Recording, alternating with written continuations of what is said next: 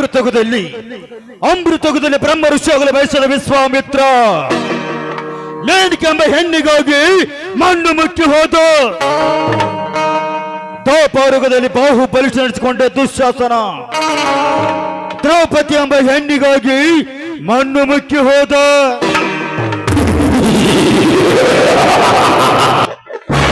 ತ್ರೇತಾಯುಗದಲ್ಲಿ ಶ್ರೇಷ್ಠ ಶಿವಭಕ್ತಿ ನಡೆಸಿಕೊಂಡಿರುವ ಆ ರಾವಣ ಸೀತೆ ಎಂಬ ಹೆಣ್ಣಿಗಾಗಿ ಮಣ್ಣು ಮುಕ್ಕಿ ಹೋದ. ಎಂತೆಂಥ ಮೇಧಾವಿಗಳು ಹೆಣ್ಣುಗಳಿಗಾಗಿ ಮಣ್ಣು ಮುಕ್ಕಿ ಹೋಗಿದ್ದಾರೆ. ಬಟ್ ಪ್ರಾಪ್ತ ವಯಸ್ಸಿಗೆ ಬಂದಿರುವ ಈ ಮಾಂತೇಶ ಒಂದು ಸಾರಿ ಕಣ್ಣಿಟ್ಟ ಹೆಣ್ಣನ್ನ ಭೋಗಿಸಿದ ಎಂದಿಗೂ ಬಿಟ್ಟವನಲ್ಲ.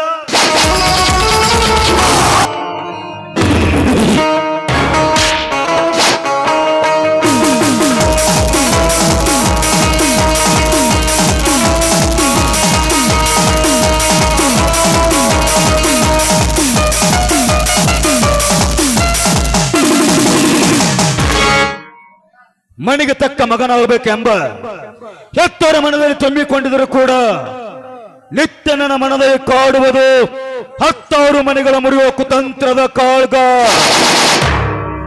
ನಿತ್ಯ ನನ್ನ ತಂದೆ ತಾಯಿಗಳು ನ್ಯಾಯ ನೀತಿ ಧರ್ಮ ಅಂತ ನಡೆದರೆ ಅವರ ರಕ್ತ ಹಚ್ಚಿಕೊಂಡು ಹುಟ್ಟಿ ಬಂದಿರುವ ನಾನು ದಿನನಿತ್ಯ ಹೆಂಡ ಕಂಡ ಕಂಡ ಕಂಡ ಯೌವನದ ಹೆಣ್ಣುಗಳನ್ನು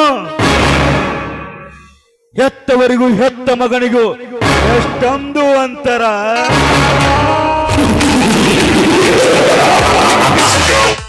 ಈ ಮಾತೇಶನ ಮನದಿಚ್ಛೆಯಂತೆ ನಡೆದುಕೊಂಡಿರುವವರ ಬಹಳ ಸುಗಮವಾಗಿ ಸಾಗುವುದು. ಒಂದು ವೇಳೆ ನನ್ನ ಮಾತನ್ನು ತುಚ್ಛೀಕರಿಸಿದ್ದೆ ಆದರೆ ಅವರ ಬಾಳನ್ನು ಸರ್ವನಾಶ ಮಾಡಲು ಬಿಡುವುದಿಲ್ಲ. ಈ ಮಾತೇಶ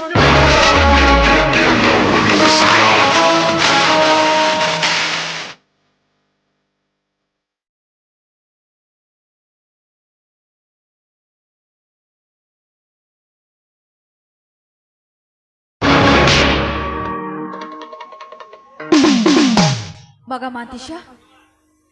ಏನಮ್ಮ? ಅಲ್ಲಪ್ಪ, ಮನೆಯಲ್ಲಿ ಕಾಣ್ತಾ ಇಲ್ಲ, ಎಲ್ಲಿಗಪ್ಪ ಹೋಗಿದೆ?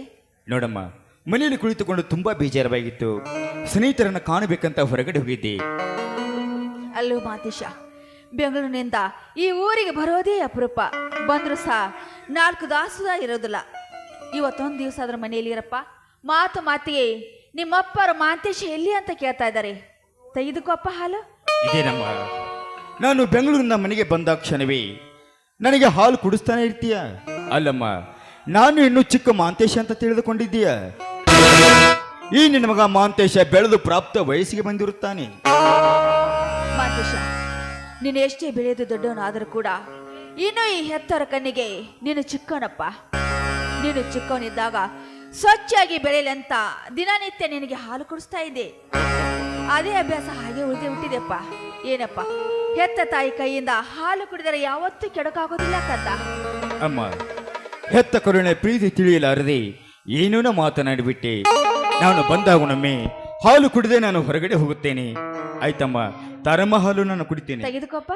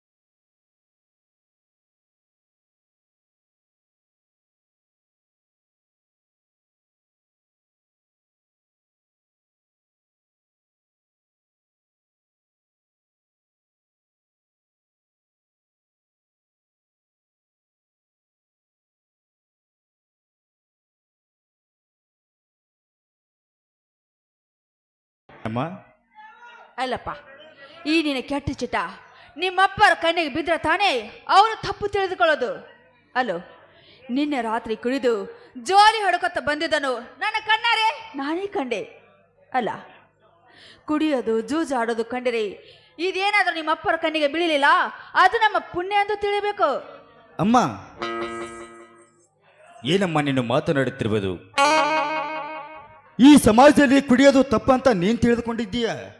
ಅಲ್ಲಮ್ಮ, ಈ ಸಮಾಜದಲ್ಲಿ ಕೊಲೆ, ಸುಲಿಗೆ, ಕಳ್ಳತನ ಮಾಡಿದರೆ ಅದು ತಪ್ಪಾಗುತ್ತದೆ. ದುಡ್ಡಿದ್ದು ದೊಡ್ಡವರಾದ ನಾವು ಕುಡಿಯೋದೇನು ದೊಡ್ಡ ತಪ್ಪಲ್ಲಮ್ಮ, ದೊಡ್ಡ ತಪ್ಪಲ್ಲ. ಹಾಗಂತ ನೀನು ತಿಳಿದುಕೊಂಡಿದ್ಯಾ? ನಾವು ತಿಳಿದುಕೊಳ್ಳಬೇಕಲ್ಲ. ನೋಡಪ್ಪ, ಮಾನವಂತರ ಮನೆತನದಲ್ಲಿ ಹುಟ್ಟಿ ನೀನು ನಿಮ್ಮಪ್ಪರ ನಿಷ್ಠೆಯಂತೆ ನಡೆಯಬೇಕು. ನಿಮ್ಮಪ್ಪರು ಕಳ್ಳರನ್ನು ಕಂಡರೆ ಕೆಂಡ ಕಾರುತ್ತಾರೆ, ದುಷ್ಟರನ್ನು ಕಂಡರೆ ಅವರ ಕೈ ಕಾಲನ್ನು ಕತ್ತರಿಸುತ್ತಾರೆ, ಕೊಲೆಗಾರನ್ನು ಕಂಡರೆ ಅವರನ್ನು ಊರದಿಂದ ಬಹಿಷ್ಕಾರ ಹಾಕುತ್ತಾರೆ. ಅಂತ ನಿಷ್ಠೆವಂತೂ ನಿಮ್ಮ ತಂದೆಯವರು. ನೀನು ಕೂಡ ಅಷ್ಟೇ ನಿಷ್ಠೆಯಿಂದ ಇರಬೇಕಪ್ಪ, ಅಷ್ಟೇ ನಿಷ್ಠೆಯಿಂದ ಇರಬೇಕು. ಆಯ್ತಮ್ಮ, ಹೆತ್ತವರ ಆಜ್ಞೆದಂತೆ ಈ ಮನೆತನಕ್ಕೆ ಯಾವ ಕುಂದು ಕೊರತೆ ಬಾರದಂತೆ ಹೆತ್ತವರ ಕೀರ್ತಿ ತರುವಂತ ಮಗನಾಗುತ್ತೇನಮ್ಮ, ಮಗನಾಗುತ್ತೇನೆ. ನೋಡಮ್ಮ, ನಾನು ಇವತ್ತು ಅರ್ಜೆಂಟಾಗಿ ಬೆಂಗಳೂರಿಗೆ ಹೋಗ್ಬೇಕು. ಅಪ್ಪಾಜಿ ಕಡೆಯಿಂದ 50,000 ನೆಸೆದು ಕೊಡ್ತೀಯನಮ್ಮ? ನೋಡು ಮಾತೇಶ, ಯಾವಾಗ್ಲೂ ನಗು ನಗುತ್ತಾ ಇರಬೇಕೆನ್ಬೋದೇ ನಮ್ಮ ಆಶೆಯಪ್ಪ. 10,000ಕ್ಕೆ ನಿಮ್ಮ ಅಪ್ಪನ ಹತ್ರ ಹೇಳಿ ನಾನು 50,000 ರೂಪಾಯಿ ಇಸ್ದು ಕೊಡ್ತೀನಿ. ಒಟ್ಟಿನಲ್ಲಿ ಚೆನ್ನಾಗಿ ಶಾಲೆ ಕಲಿತು ದೊಡ್ಡ ವಿದ್ಯಾವಂತೆ ಆಗಬೇಕೆಂಬುದೇ ನಮ್ಮ ಆಶೆಯಪ್ಪ, ನಮ್ಮ ಆಸೆ. ಆಯ್ತಮ್ಮ. ಅಪ್ಪಾಜಿ, ನೀವು ಕಷ್ಟಪಟ್ಟು ನನ್ನ ಬೆಂಗಳೂರಲ್ಲಿ ವಿದ್ಯೆ ಕಲಿಯಲು ಇಟ್ಟಿರಂದ ಮೇಲೆ ನಾನು ತುಂಬಾ ವಿದ್ಯಾವಂತನಾಗಿ ಈ ಮನೆಗೆ ಕಳಸದ ಕೀರ್ತಿಯಾಗಿ ಬರುತ್ತೇನಂತ ನಾನು ನಿಮಗೆ ಭರವಸೆ ಕೊಡ್ತಾ ಇದ್ದೇನಮ್ಮ. ನಿಮ್ಮ ಅಪ್ಪ ಬರ್ತಾರೆ, ಅವ್ರ ಹತ್ರ ಕೇಳಿ ಹಣ ತೆಗೆದುಕೋ. ಆಯ್ತಮ್ಮ.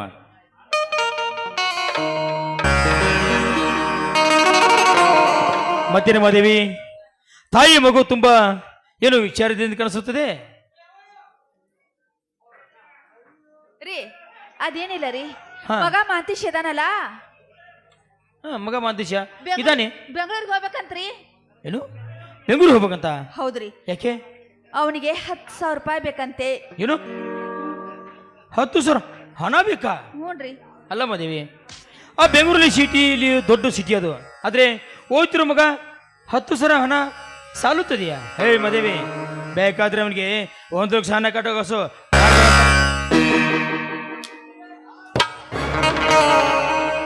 ಮಾದೇವಿ, ನನ್ನ ಮಗ ಒಳ್ಳೆಯವನಾಗಿ ಹೋಗಿ ಒಳ್ಳೆಯವನಾಗಿ ಬರಬೇಕು ಅನ್ನೋದು ತುಂಬಾ ಆಸೆ. ಆದ್ರೆ ಮಗು ಮಾದೇಶ, ಅಪ್ಪಾಜಿ, ನಾನು ಹೇಳುತ್ತಿರೋ ಮಾತು ಏನಂದ್ರೆ, ಶಿವಶರಣರ ಮಠದಲ್ಲಿ ಪುರುಷರು ಹೇರುವ ನೀನು ಗಿಳಿ ಮರಿಯಾಗಬೇಕು, ಕಿತ್ತು ತಿನ್ನುವರನ್ನು ಹದ್ದಾಗಬಾರದು ಅಂತ ನಿನಗೆ ಎಚ್ಚರ ನೀಡುತ್ತಾ ಇದ್ದೇನೆ. ಆಯ್ತಮ್ಮ, ನೀವು ಹೇಳಿದಂತೆ ಅಪ್ಪಾಜಿ, ಶಿವಶರಣ ಮಠದಲ್ಲಿ ಮಂತ್ರ ಪಠಿಸುವ ಗಿಳಿ ನಾನು ಆಗ್ತೀನಿ. ಆದರೆ ರಣಹದ್ದು ನಾನು ಯಾವ ಕಾಲಕ್ಕೂ ಆಗುವುದಿಲ್ಲ. ಈ ನಿಮ್ಮ ಮಗ ಮಂತ್ರ ಹೇಳುವ ಗಿಣಿ ಆಗುತ್ತಾನೋ ಅಥವಾ ರಣಹದ್ದು ಆಗುತ್ತಾನಂತ ನೀವೇ ಕಾದು ನೋಡಿ. ಆಯ್ತು ಮಗು. ರುದ್ರ, ಲೇ ರುದ್ರ,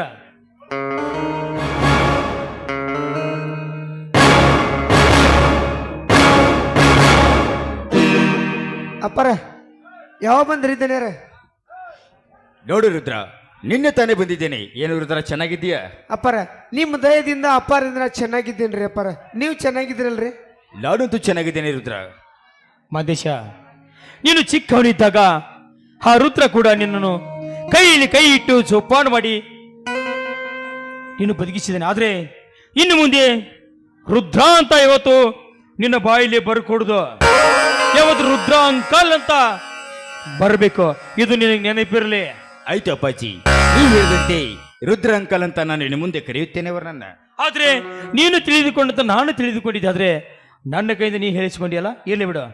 ಹಾ ರುದ್ರ, ಮಗು ಮಾಂತೇಶ ಇವತ್ತು ಬೆಂಗಳೂರು ಹೋಗ್ಬೇಕಂತ, ಒಳಗಿರು ಹೋಗಿ ಸಿಟುವೇಶನಲ್ಲಿ ಹಣ ತೆಗೆದುಕೊಂಡು ಬಾ, ಆಯ್ತಾ? ಅಪ್ಪರ ಬರೋದು ಬಂದ್ 4 ದಿವಸ ಆತ್ರಿ, ಇನ್ನೊಂದು 4 ದಿವಸ ಇದ್ರೆ ಚಲೋ ಆಕಿತ್ರಿ.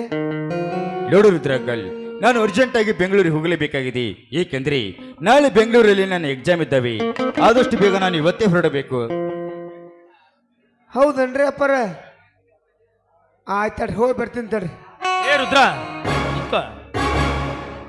ಒಳಗಿರೋ ಟ್ರೆಜರಿನಲ್ಲಿ 1,00,000 ಹಣ ಬ್ಯಾಗ್ನ ಇಟ್ಟುಕೊಂಡು ಬಾ ಆಯ್ತಾ. ಆಯ್ತು ರೀ ಅಪ್ಪಾರ. ಮಾದೇಶ ರೀ ಮಾದೇವಿ ಅಲ್ಲ ಕಣೆ, ಯಾಕೆ ನೀನು ಖುಷಿದಿದೆಯೋ ಅಥವಾ ದುಃಖದಿದೆಯೋ ಒಂದು ಗೊತ್ತಾಗ್ತಾ ಇಲ್ಲ ಕಣೆ. ರೀ ಹಾಗೇನಿಲ್ಲ, ನೀವು ಸುಮ್ಮನೆ ನಿಂತ್ಕೊಳ್ರಿ. ಆಯ್ತು ಮಗ ಮಾಂತೇಶ, ಅಮ್ಮ. ಬೆಂಗಳೂರು ಹೋದ ತಕ್ಷಣ ಈ ಅಮ್ಮನಿಗೆ ಆಗಾಗ ಫೋನ್ ಮಾಡ್ತಾ ಇರು. ಫೋನ್ ಅಲ್ಲ, ಕಾಗದ ಬರ್ತಾ ಇರು. ಆಯ್ತಮ್ಮ, ನೀನು ಹೇಳಿದಾಗೆ ಪ್ರತಿ ತಿಂಗಳ ನಿಮಗೆ ಕಾಗದ ಬರಿತಾನೆ ಇರ್ತೀನಿ. ಆಯ್ತಾ? ಏ ಮಾದೇವಿ, ನಾನು ಚೆನ್ನಾಗಿದ್ದೀನಿ ಅಂತ ಆಗಾಗ ತಿಳಿಸ್ತಾ ಏ ಇರ್ಬೇಕು. ಮಾದೇವಿ ಆಯ್ತಮ್ಮ. ಅಲ್ಲ ಕಣೆ, ಮಗು ಮಾದೇಶ ಸಣ್ಣವ್ ನೀನು ಆಗಾಗಲೇ ವಿಡಿಯೋ ಕಾಲಿಂಗ್ ಮಾಡ್ತಾನೆ. ಅವನ ಮುಖ ನೀನು ನೋಡ್ಬೋದು, ನಿನ್ನ ಮುಖ ಅವ್ನು ನೋಡ್ಬೋದು. ಇದು ಇನ್ನೂ ಹಳಿ ಕಾಲದಿಂದ ಕಾಣ್ತದೆ, ಪತ್ರ ಬರೀಲ್ಲ. ಅಲ್ಲ ರೀ, ವಿಡಿಯೋ ಕಾಲ್ ಮಾಡೋದಕ್ಕೆ ನನ್ನ ಹತ್ರ ಫೋನ್ ಇದ್ರೆ ತಾನೇ ಮಗ ವಿಡಿಯೋ ಕಾಲ್ ಮಾಡೋದು. ನನ್ನ ಹತ್ರ ಇದೆಯಲ್ಲ. ಹೂನಪ್ಪ, ನಿಮ್ಮ ಅಪ್ಪನ ಹತ್ರ ಫೋನ್ ಇದೆ, ಅದಕ್ಕೆ ವಿಡಿಯೋ ಕಾಲ್ ಮಾಡು. ಹಾ ಧನ್ಯರ, ನಿಮ್ಗೊಂದು ವಿಷಯ ಹೇಳೋದು ಮರ್ತು ಬಿಟ್ಟೀನಿ. ಏನು ಹೇಳಿರುತ್ರಿ ಅಂಕಲ್? ಈಗ ಬೆಂಗಳೂರಾಗೂ ನನ್ನ ಮಗಳು ಸಾಲಿ ಕಲಿಯಾಕದಳ್ರಿ ಅಪ್ಪಾರ. ಏನು, ಬೆಂಗಳೂರಲ್ಲಿ ನಿಮ್ಮ ಮಗಳು ಕಾಲೇಜಿನಲ್ಲಿದ್ದಾಳ? ಹೌದ್ರಿ ಅಪ್ಪಾರ. ಹೋಗಿ ಅವಳು ಭೇಟಿಯಾಗಿ ಹೇಳ್ರಿ ನಿಮ್ಮ ಅಪ್ಪ ಆರಾಮದಾನ ಅಂತ ಹೇಳ್ರಿ. ಅಲ್ರಿ ರುದ್ರ, ಬೆಂಗಳೂರು ಅಂದ್ರೆ ಅದೊಂದು ಸಣ್ಣ ಹಳ್ಳಿ ಅಂತ ತಿಳಿದುಕೊಂಡಿದ್ಯಾ? ಅದು ದೊಡ್ಡ ಸಿಟಿ. ಅಲ್ಲಿ 108 ಕಾಲೇಜುಗಳಿರ್ತವೆ. ಅದರಲ್ಲಿ ಯಾವ ಕಾಲೇಜಿನಲ್ಲಿ ಓದ್ತಿದ್ದಾಳಂತ ನನಗೆ ಗೊತ್ತಾಗಬೇಕು. ಹೋಗ್ಲಿ ಬಿಡು, ಅಲ್ಲಿ ಯಾವ ಕಾಲೇಜಲ್ಲಿ ಓದ್ತಿದ್ದಾಳಂತ ನಿನ್ನ ಮಗಳ ಪತ್ತ ಏನಾದ್ರು ಇದೆಯಾ? ಅಪ್ಪಾರ ಮಾನ್ಯ ಹೋಗೋ ಮುಂದೆ ಕೊಟ್ಟಿದ್ರು ನೋಡ್ತೀನಿ ತಡ್ರಿ.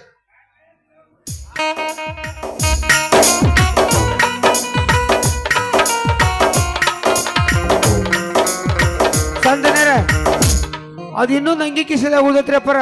ಇನ್ನೊಂದ್ಸಲ ಬರ್ತೀರಲ್ರಿ ನೀವು, ಅವಾಗ ಕೊಡ್ತೀನಿ. ಆಯ್ತು, ಅವಾಗ ಬಂದ ತಕ್ಷಣ ಕೊಡು. ಅವು ಯಾವ ಕಾಲೇಜಿಲ್ದ ಅಂತ ನಾನೇ ಭೇಟಿ ಆಗ್ತೀನಿ. ಆಯ್ತಾ? ಆಯ್ತ್ರಿ ಅಪ್ಪಾರ. ಹಾ ರುದ್ರ, ಮಗು ಮಾದೇಶನನ್ನು ಬಸ್ನಲ್ಲಿ ಬಿಟ್ಟು ಬಸ್ ಹತ್ತಿಸಿ ಬಾ ಆಯ್ತಾ. ಅಪ್ಪಾರ, ಬಸ್ ಹತ್ತಿಸ್ಲಾರ್ದು ಏನ್ ಹತ್ತಿಸಲ್ರಿ ಅಪ್ಪಾರ? ಅಲ್ಲ ಕಣೋ, ಮನೇಲಿ ಕೆಲಸ ಇರ್ತಾವಲ್ಲ, ಬಸ್ನಲ್ಲಿ ಬಿಟ್ಟು ಬಂದಿ ಅಂದ್ರೆ.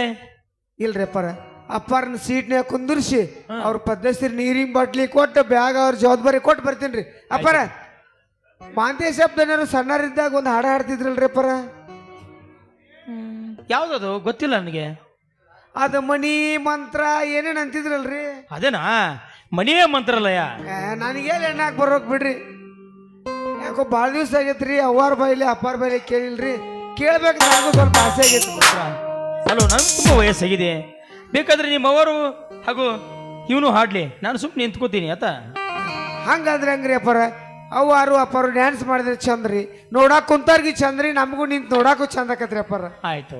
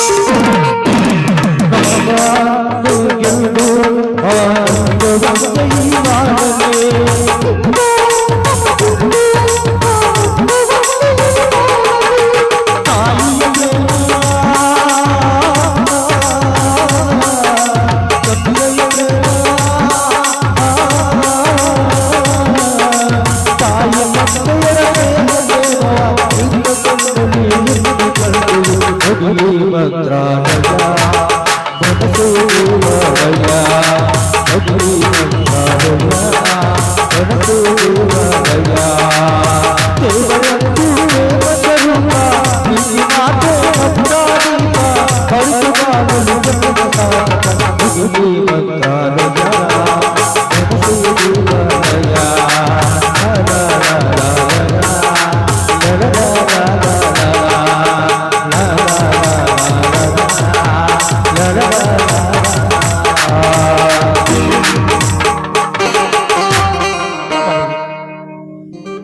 ಮಗ ಬೆಂಗಳೂರು ಹೋಗುತ್ತಂತ ಖುಷಿಯಿಂದ ಆಡಿ ಕೊಡ್ತಾ ಇದೆಯಲ್ಲ ಅಲ್ವಾ ಮಗು ಮಾದೇಶ?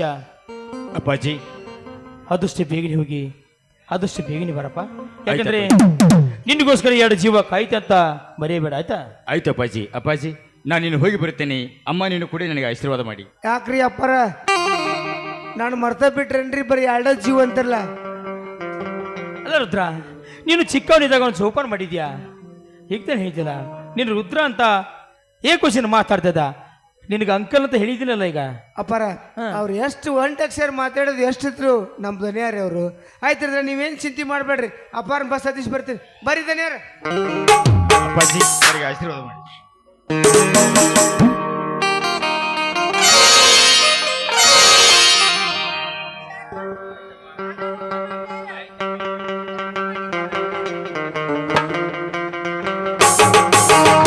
ಮಾದೇವಿ ಅಲ್ಲ ಕಣೆ, ಮಗ ಬೆಂಗಳೂರು ಮುಟ್ಟಿದ, ಇನ್ನೂ ಒಂದು ಬೆನ್ನು ಹತ್ತ ಇಲ್ಲ.